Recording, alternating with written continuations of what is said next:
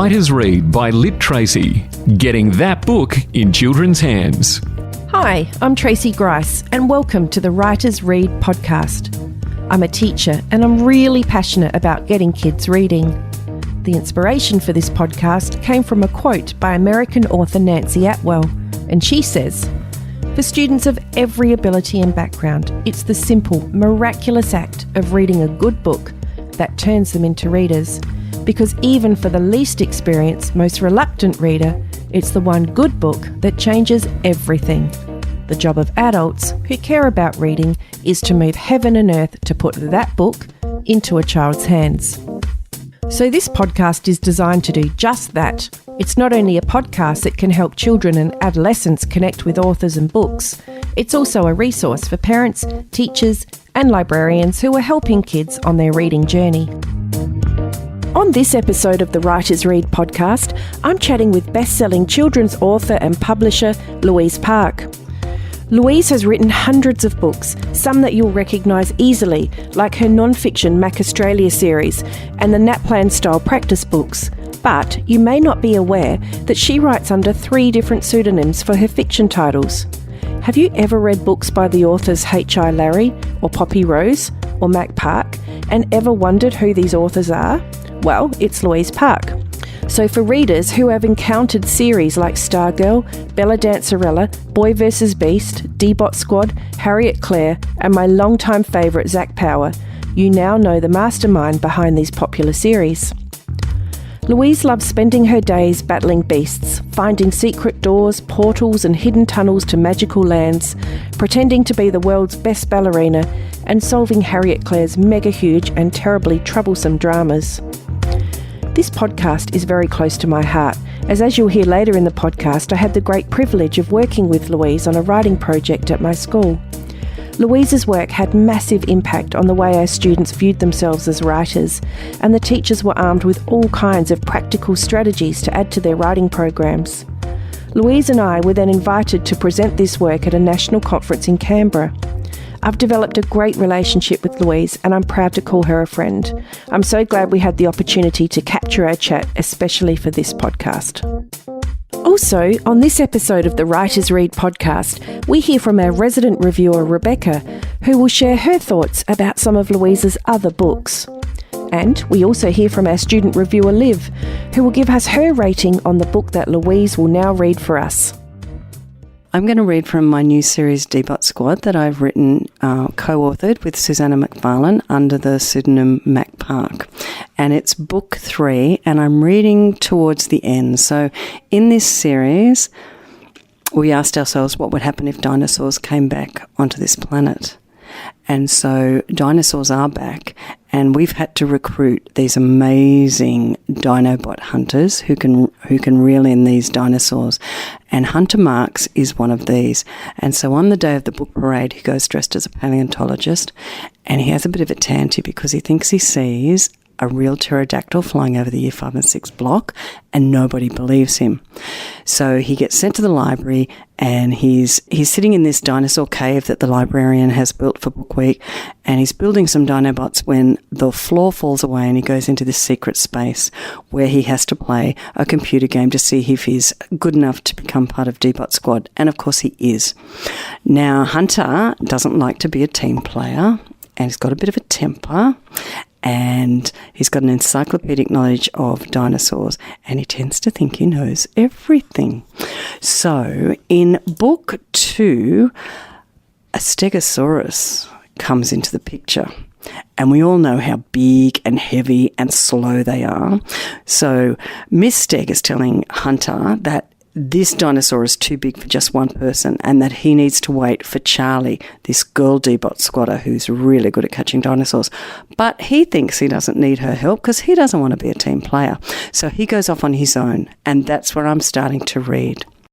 Hunter came to a flattened path. His D-band flashed. It was Charlie. "Where are you? And why didn't you wait for me?" "You weren't ready," Hunter said. "I'm in the forest. I found the Steg's tracks. It's left a wide path where it's been." "Don't go after it alone," Charlie said. "Wait, I'll be there soon." But Hunter didn't wait. He followed the path to the waterfall and there was the steg. Hunter climbed down from his D-bot. He crept up behind the steg. "You're awesome," he thought.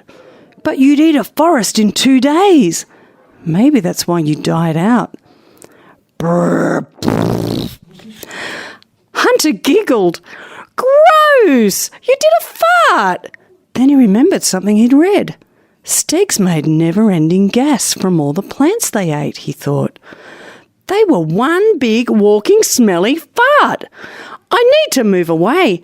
But before Hunter could move, the dinosaur let out a huge cloud of gas.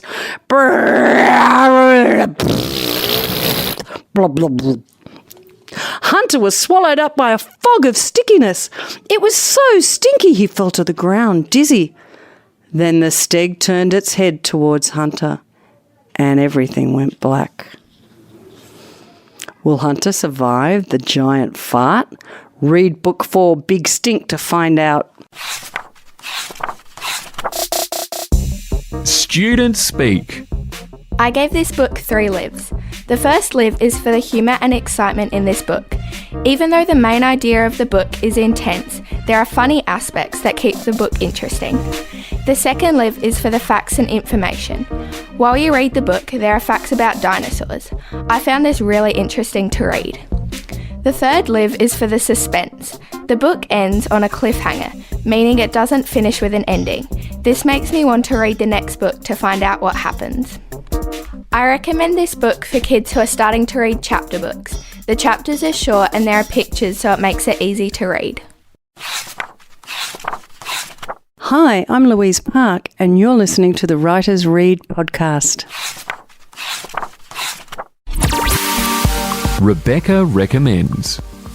Louise Park is the kind of writer that helps get kids hooked on reading. Now, with so many books under her belt, it was pretty hard to decide on what to read for this segment, but here we go. My first choice is from the Stargirl series. Book 1, New Girl. In a world on an extraordinary space station boarding school, Addie Banks is a cadet in training. Learning how to protect space, here every mission counts and every world is a new adventure. Addie must succeed against all odds and become a space agent. Space needs her. School will never be the same. Adelaide Banks is the main character in this book, and she is the newest member of SEAS, the Space Education Action School, which is a space agent program. Adelaide, or Addie as she likes to be called, is away from home, but away as in on another planet. So not only is she starting a new school, she's doing it all alone, very far from home. But before I go on about the story, let me describe the book to you. As I said, Louise Park's specialty, I think, is writing books that help create readers, and this book is no exception. The book is filled with illustrations, the most cool of which are the gadgets Addie gets to use as a SEAS agent, like the Spaceberry, which is a small computer and mobile phone with built-in lip gloss, or the holographic watch that cadets use on missions to talk with their mission teacher. Space boots with thermal heat activation, all controlled by buttons on the ice poles, which come complete with ice grippers. All of these illustrations give readers a visual image to support what they're reading, which is helpful for new or reluctant readers, as the illustrations help to break up the text and make reading a novel far less daunting. Now, I find that there are very few science fiction novels around these days, and that's part of the reason that I chose this particular series to look at. But even if you don't think space travel and gadgets are your cup of tea, that's not the only thing going for this book. One of the things I like most about the book is that even though the story is set in space, the themes are universal. New school, friendships, bullying, honesty, and lots of adventure. Now, Addie's roommate is Valencia. She is the quintessential mean girl.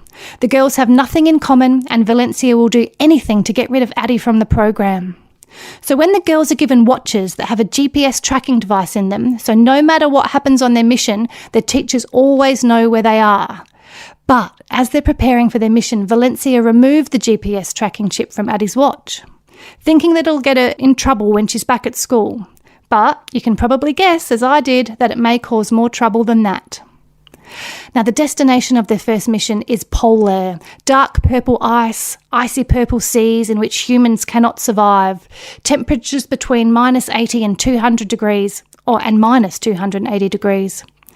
Alien life forms are present, Frozellas, large green bear type aliens. Their mission is supposed to last for 1 hour. They can't survive for longer than that. Their task is to find out what's melting the ice and stop it. This is where the suspense begins. Addie gets distracted from her mission to save 3 Frozellas stuck on a small ice floe. And when Addie falls over the side of the mountain, her spacesuit stops working and she starts to freeze. They are running out of time. So that's Stargirl. But now for something completely different. Grace's Secrets is Louise Park's most recent book. Grace is 12 years old and she and her mother have moved from Australia to picturesque Victorian-era village in England, where her mother runs a hotel. Now, this hotel specialises in authentic Victorian experiences. Visitors come and stay at the converted castle and Grace and her mother dress in costume. The village puts on traditional demonstrations and guests are even given old-fashioned money to use when in the village. Now, living in the castle has its benefits and Grace loves to explore. One of her favourite things to do is slide down a secret chute that's located upstairs near her bedroom and it ends up on the ground floor. It's used to send towels and sheets to the laundry, but it also makes for a very cool slippery dip. It's on one of these secret trips down the laundry chute where the mystery really begins, because Grace does not land in a trolley full of soft sheets and towels waiting to be washed. Instead, she lands on a hard stone floor and is propelled forward and she bumps her head on the stone wall. Thinking that her confusion has something to do with the bump on her head, she soon realises that the impossible has happened. As difficult as it may be to believe, Grace has landed in the same castle that she now calls home. It's just that she seems to have travelled through time, and it is now the year 1862. And it just so happens that Grace has arrived in time for a very important celebration happening in the castle, a literary dinner in honour of Charles Dickens. He is staying at the castle, along with a few other authors you may have heard of, Louisa May Alcott and Charles Dodgson, otherwise known as Lewis Carroll. As well as these literary greats, Grace meets the other people who are living and visiting the castle, the Darlings and the Liddells, including Alice and Edith. Now, Alice, she plays a vital role in a very famous book that features her name, and you'll read all about that in this book. It's not all fun and games though, because a brooch goes missing, belonging to one of the important guests, and the young chambermaid Sarah is accused of stealing it. Grace is sure that Sarah is innocent and she keeps going back to 1862 to help prove it. This book is a story in a story. There's the story of Grace in present day, and then there's her adventures in 1862. In 1862, she's meeting famous authors and trying to solve the mystery of the missing brooch, getting herself into precarious situations along the way. In present day, Grace is dealing with living in a new country and trying to make friends, but that's proving difficult, and it's all because of something that happened back in Australia. We find out bit by bit what happened, and it's this incident which she's drawing on to help with all of the challenges she faces in 1862. This book has something for everyone. For bookworms, you'll love meeting the authors through Grace's eyes and hearing some of the stories behind the books we know and love. If it's historical fiction that takes your fancy, then this gives you a great insight into Victorian England, and it really highlights the way we live now and how hard it would have been to survive without things we take for granted today. Then there's something for the mystery readers too, as Grace and her friends solve the puzzle of the missing brooch. It looks like Louise Park may have done it again, creating a book with mixed genres that will have great appeal to a wide range of readers. Now, as I was reading the book, I didn't really think too much about the historical accuracy of all these authors being in the same place at the same time. And at the end of the book, Louise Park does have an author's note, reminding us that this is a work of fiction, and even though many of these characters are real people, the story is just that, a story. Now, there is a mention that this is not the last time we'll see Grace. We're told to keep an eye out for more adventures with literary figures from the past. I've been really fortunate to be working with Louise Park over the last few days here at my school. And Louise has been sharing her life as a writer with the community here. But as you know, the focus of this podcast is about reading. And so I'm going to be having a chat with Louise about her life as a reader. So Louise, would you say that reading and books have always been a part of your life from your earliest years? From my absolutely earliest years, I couldn't live without books. I can still remember the first book that I was actually given. I was going into hospital to have my appendix out, and my mother gave me a big Hans Christian Andersen collection of fairy tales that had colour plates in them. Oh, I used to smell that book. I used to read that book. I used to stroke the coloured pages. I just loved it. And books have just been a feature of my life all the way through. If you walked into my home, the complete back wall of my home is covered in floor-to-ceiling bookshelves. At the moment on my bedside table is a stack of about 8 to be read. So I just don't stop. I can't go to sleep without reading. So that stack is something that we often talk about with children, about having, a number of books on the go. And there's always this debate about how many novels you could have going at one time, or how many of a particular, style of book. So how do you kind of juggle that if you've got 8 in that pile, how do you prioritise that?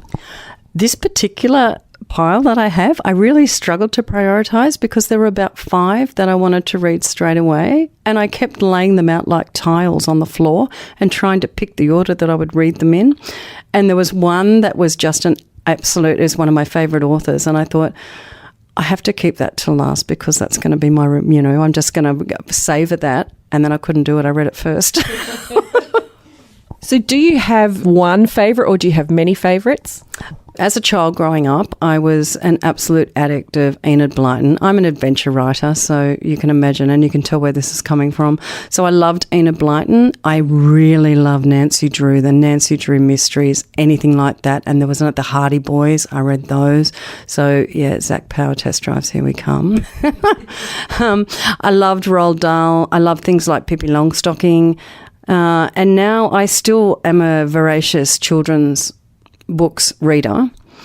I never read a children's book while I'm writing. That's my golden rule. I won't go anywhere near them. So often I'll come out of my writing cave and there will have been all these amazing children's books published, and I'll have to go out and see what I'm going to read and enjoy. Really, really loved Jude Russell's Withering by Sea. I don't know whether you've read. I just love those books. I love her too, so there we go. As an adult, oh, golly, I read everything. I read some non-fiction, but I do mostly read fiction. Avid historical fiction reader. There's nothing left that I haven't read. I just finished a book called The White Houses, which was about Eleanor Roosevelt, and was devastated to leave those characters when I'd finished that book. So, how do you find that? Because I often feel that I just need some time after I've read a great book to just recover, or I just need to keep living in that world for a little bit longer, even though the story's finished. And sometimes it takes me a really long time to get going again with my fiction reading life because I'm not ready to move on. So can you talk to us more about how that looks in your reading life? I hear you. I'm exactly you. If I have absolutely loved a book beyond words, I can read some of the most outstanding fiction that's out there and nothing will come close, and it's just not fair to do that to another book. So I do have to leave them alone and go and do other things. Luckily for me, because of the nature of my work, I might just dip into some children's books and do things like that and then come back. But I really struggle when I've absolutely loved a book to find something else that I can just go straight into another world and escape with all of those characters. It's a toughie. Is that when you then are better able to, say, prioritise your stack of 8 books, and there's something in there that's totally different that, kind of leads you down a different reading path? Sometimes I think I do. I try to move away from whatever that genre was that I was reading, that I was so addicted to, and sometimes that will work. I mean, there's times in my life because of what I do for a living where I have to ban myself from reading adult books for a while because I'm not getting enough done. And when I write, particularly when I write I've just started writing more and more for older children. When I write for older children, I start dreaming about my characters, and I'm completely absorbed by these characters. Like, dreaming about your characters is crazy, isn't it? But I wake up in the morning and they've gone and done all these things in my head, and I have to change the story and, whatever. I just can't read when I'm doing that because I'm so consumed by my own writing, which sounds really kind of egotistical, but it's just that when you write, you are so in that world that you can't come out and go someplace else. So do you find that affects your bedtime reading? So what you read before bed, does that kind of get in the way then of what's going on in your dreams and other things? It does. And I can't concentrate. Sometimes if I'm really knee deep in something, this manuscript that I've just finished, I was so knee deep in what was going on that I really just couldn't even concentrate on an adult read because Grace just kept butting in. So in terms of, one thing that I work on with children is their struggles as a reader, and they find it really interesting to hear about the struggles of adult readers, because I think there's a perception that adult readers kind of have it all together as a reader. But there are things that get in the way of our reading life. And so obviously you've got your writing that competes with you as a reader. What other things get in the way of your reading life? I think only really writing gets in the way of my reading life if I'm completely consumed in another world. Sometimes I have a run of what I consider to be mediocre books that I'm reading, and I don't even know why I'm reading them because there's nothing else to read, and I'll just read that. But I really get irritated. I really don't have a tolerance, and it's my taste completely. Somebody else might think that's the best book going, but for me, it's a mediocre book. And I've got a local bookseller. I'm from Sydney, and I've got a local bookseller on the Northern Beaches, and I go into her and I say, I've just had mediocre books. And sometimes that's quite good if I'm trying to get a lot of work done and I don't get lost in them. But I'll go in and I say, I've just had mediocre books. I've got to have a good book. I can't take it anymore. And she knows my reading taste, and that will get me back into reading again because I want something that's just really top notch that I can escape into. I guess I'm a bit of a... She calls me she doesn't say I'm a literary snob, but when she pulls out the book, she says, I'm going for the literature, all right? Like, okay. So I guess I'm not really a popular fiction type of girl. And I mean, the historical fiction, all of that, anything that's based on fact and exploring people's lives and enriched by a narrative tale, I just love. So that's what draws me in. Okay, so you've talked about the fact that it's important to have a literature expert in your life who can recommend great books to you, who knows you as a reader. That is absolutely essential. And if you think that you can find the book that you love on that dopey algorithm on Amazon or Kindle or whatever it is, when they say, well, you read this, so why don't you like all of these things? They're always rubbish. You need the hand seller, and you need the person who knows your likes, and you need the person who knows their books so well that they don't just pick up any old thing and say, hey, go on, try this. I think this would be all right. This is historical fiction, when it's not even in that level of what you're looking for kind of thing. They're invaluable. Those bookseller hand sellers are invaluable. What other tips would you give to young readers who are looking to get that book in their hands that either launches their life as a reader, turns them into a reader, or just continues to propel who they are as a reader? I think I'd say know who that person is who is special in your life, whether it's your classroom teacher or your librarian or your big sister or your dad or your grandma, whoever that person is who is really interested in the things that you're interested in and knows the things that you're interested in and the things that you love, and actually takes the time to think about what you might like to read based on that set of information, I guess, because when you're learning to read, and even if you don't really like reading, there's nothing worse than ploughing through something that just doesn't do it for you. And the worst thing that can happen is that you can become turned off as a reader. So I always say that content is king, absolutely. Don't judge a book by its cover. Take the time to have a look inside. Take the time to talk to your librarian or your bookseller and find out, what's going on in that book, and think about whether you'd really like reading that, if you're even interested in that. And that's where you'll find that one that will turn you on. If you hate fantasy, don't even try just because your best mate's reading it. Just don't. And so then on abandoning books, and you talk about if you've had a run of mediocre books, do you continue to plough through, or do you give yourself permission to stop reading and move on to something else? One of my things is reading resilience, because I know for a long time there's been that movement where we'll say to children, oh, look, if it doesn't grab you in the first paragraph, close it. And I think there's so much, in lots of books, there's so much to offer. And I think it's really important that children grow to be what I call resilient readers, because you're not always going to get that instant gratification in the first 2 lines of whatever it is you're doing, whether it's in the workplace or the newspaper or online or anywhere. And to condition yourself to expect that all the time is setting yourself up for failure, I think. It's wonderful to have it sometimes, but not all the time. And so for me, I don't always abandon them. Up until about 2 years ago, there was only one book that I didn't finish in my whole life. And it was The Polished Hoe, and it had the most beautiful cover.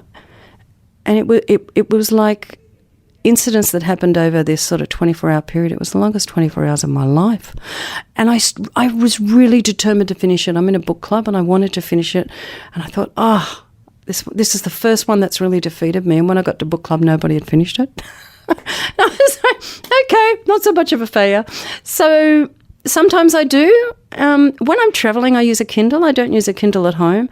And so sometimes I'll read samples, and if it doesn't really grab me, I won't go on. But that's because I know I'm going home again and I can go and see Libby and she's going to give me a really good book. So I guess that is, in a way, opting out of some things. I really, after The Polished Hoe, I don't think I would persevere with something that really, really didn't get me in, because life's too short. I love that term, reading resilience, and that's something that I'm going to have a think about some more and do some of my own professional reading around. So thank you for your time. Oh, thank you for having me on here.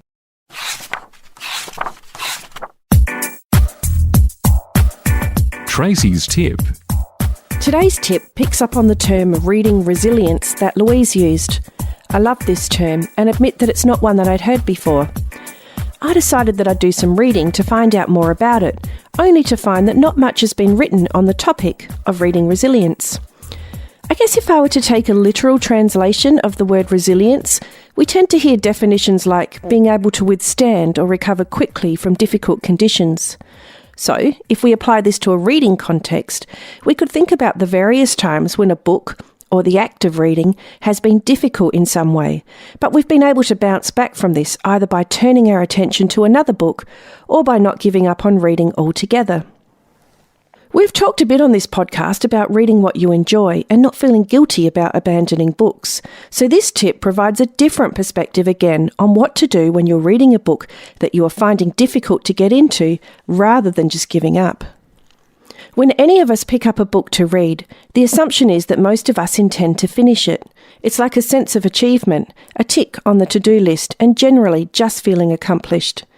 However, it's important to remember that, as Louise said, you won't always get instant gratification in the first 2 lines of whatever you're reading, and to expect that is setting yourself up for failure.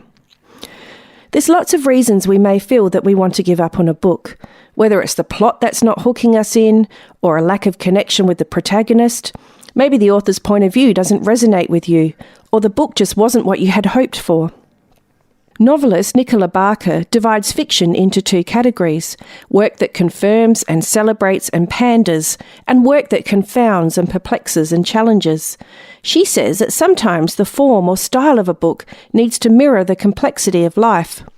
Sometimes we need to try and describe the indescribable. Life is hard and paradoxical. It isn't always easy. Nor should all fiction be, Barker says. As you're listening to this, you might be thinking about students that you teach who tend to give up on books easily, maybe even at the first problematic word or sentence. It's in these instances that it's important to balance the fine line between a disappointing book and a challenging one. Educators listening will know that students thrive with the right amount of productive struggle, and sometimes it does us good to wrestle with the book at the first point of challenge. Sometimes the best reading experiences we have had are ones that took a bit of grit.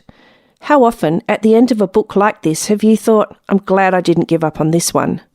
You may then recommend this book to a friend with the words, you have to push through the first few chapters, but it's really worth it. As a reader, you know when you're ready to give up on a book, and you can weigh up if the struggle will be productive or unproductive.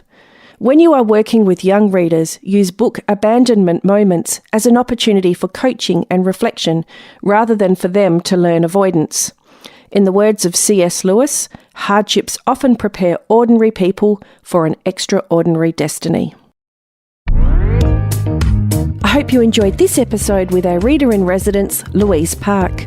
Our next podcast features Sydney-based author Jacqueline Harvey. To keep up to date with all our episodes, make sure you subscribe to your preferred platform on the Ozcast network. Writers Read by LiTracey. Getting that book in children's hands. Follow us on Facebook, Twitter and Instagram at Writers Read by LiTracey, a Dave and the Beanstalk production.